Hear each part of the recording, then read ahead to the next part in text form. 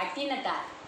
அவர் வந்து நாட்டில் இருப்பார், எல்லாருக்குமே உங்களுக்கு தெரியும். அவர் எவ்வளோ பெரிய சித்தன்னு தெரியும். அவர் உட்காந்து பிள்ளையார் கோயிலில் வந்து அவர் தவம் புரிஞ்சுட்டு இருந்திருக்காரு. அரச சபையில் போய் களவாண்டுருக்காங்க, மன்னர் இடத்துல களவாண்டுட்டு வந்துட்டாங்க.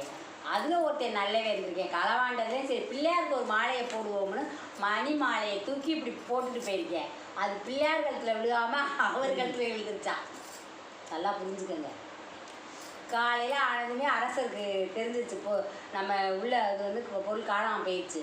அப்போ விடுவாரா அரசர், மன்னர் விடுவாரா? போய் 4 பக்கம் தேடுங்க, களவு எங்கே போச்சு போய் தேடிட்டு வாங்கன்னு அனுப்பிச்சிட்டாரு காவலாளியை.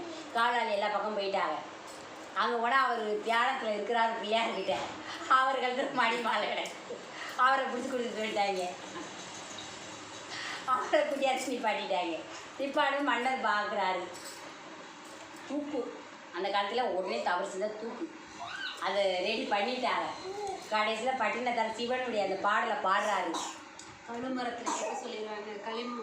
கழுமரத்தில் ஏற்ற சொல்ல ரெடி ஆகிட்டாங்க. இந்த பாட்டை பாடிட்டாரு.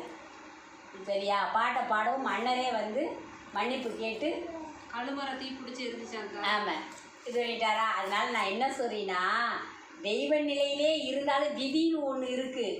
விதி சரியில்லை அப்படின்னாலும் எங்கே போய் நீ ஓடி ஒளிஞ்சாலும் உங்களை விடாது விதி. உண்மைதானே? அவர் ஒரு தெய்வ நிலையில் இருந்தவர் தானே, அவருக்கே அந்த நிலை. நம்ம யோசிக்கணும். இப்போ நம்மளாம் எம்மாத்தரம்னு நினைக்கணும். இன்னைக்கு நான் அந்த தாயை பற்றி புகழ்ந்து பேசிகிட்டு இருக்கேன், எனக்கு எதுவுமே நடக்காதுன்னு நான் யோசிக்கக்கூடாதான். சரியா? தான்ற ஆணவமும் அகம்பாவும் கொள்ளக்கூடாது, வேறு ஒன்றும் இல்லை. நம்ம இன்றைக்கி ஆத்தா என்ற குடியிருக்கா, அதனால் ஆத்தா எனக்கு நான் எல்லாமே செய்வா அப்படின்ற ஆணவம் வரக்கூடாது. ஒரு தியான நிலையில் இருந்தாலும் அந்த ஆணவ அகம்பாவத்தை நம்ம அறுத்து எரியணும். அப்போத்தே இந்த தியானமும் நாணமும் நம்மளை வந்து சேரும். நீங்கள் நம்ம சாமி முறைன்னு சொல்லிட்டு அடுத்தவங்களுக்கு உகத்திரையும் செய்யக்கூடாது.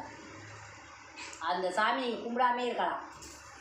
தெய்வம்னு சொல்லி ஒரு சிலர் கும்பிட்டுட்டு தர்மம் கொடுக்க மாட்டாங்க. கோயிலுக்குள்ள போகிறாங்க, எவ்வளவோ காசு செலவழிச்சு போகிறாங்க. நான் நிறையா இடத்துல பார்த்துருக்கேன். கையேந்தி கையில்லாத கால் இல்லாத 10 ரூபா கேட்பாங்க. பேசாமல் குனிஞ்சுக்கிட்டு உள்ள கோயிலுக்குள்ள போயிட்டு வர்றாங்க. தர்மத்தை இங்கே பண்ணு.